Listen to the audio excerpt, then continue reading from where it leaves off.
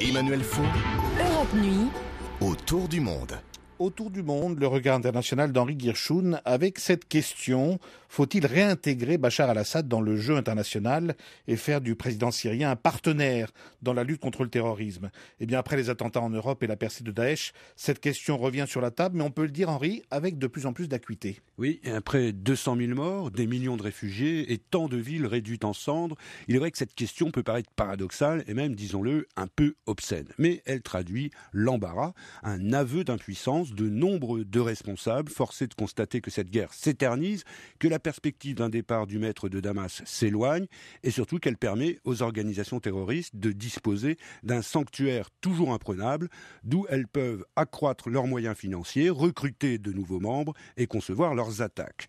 2 ans après avoir renoncé au tout dernier moment à frapper le régime d'Assad qui n'avait pas hésité à utiliser des armes chimiques contre son peuple, après l'avoir mis au banc de la communauté internationale, eh bien, on se demande de plus en plus si cette politique n'était pas contre-productive, une erreur qu'il faut réparer, quitte à pactiser avec le diable.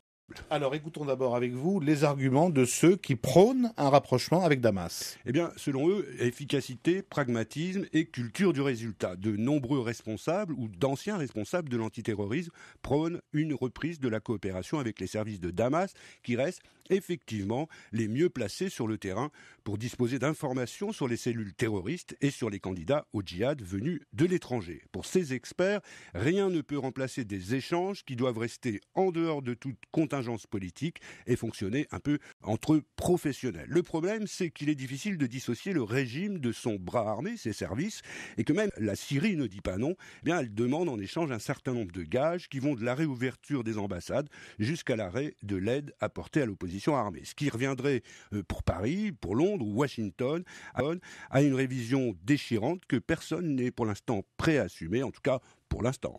Et que disent à l'inverse ceux qui sont absolument hostiles à cette nouvelle approche? Eh bien, il y a bien sûr les arguments moraux contre un tyran dont le cynisme et la barbarie ne sont plus à démontrer. Mais il y a aussi une réflexion politique. Pour eux, Assad reste le pompier pyromane d'un pays qu'il a lui-même dévasté, tout en favorisant l'émergence des groupes les plus radicaux avec lesquels il aurait passé une sorte d'alliance objective dans une stratégie perverse destinée à la fois à discréditer et à diviser une rébellion qui était à son début plutôt pacifiste. Donc, s'en prendre à Daesh ou à d'autres, en laissant les mains libres au docteur Frankenstein qui tire les ficelles, reviendrait non seulement à trahir une fois de plus l'opposition syrienne, mais aussi à la jeter cette fois tout entière dans les bras des groupes islamistes, ce qui serait non seulement immoral, mais improductif et dangereux.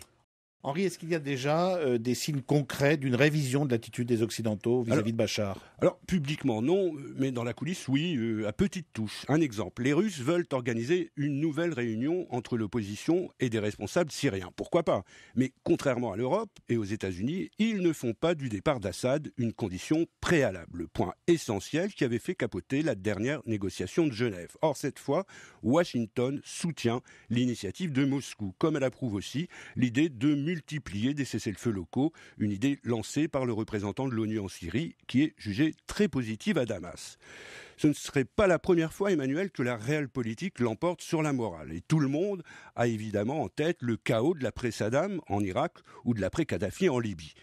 Mais tout de même, imaginez le dictateur de Damas dans son bunker, se disant un sourire triomphant aux lèvres « Je suis Bachar, je suis toujours Bachar », ce serait tout simplement insupportable. Faut-il s'allier avec le diable Bachar face aux djihadistes et aux terroristes?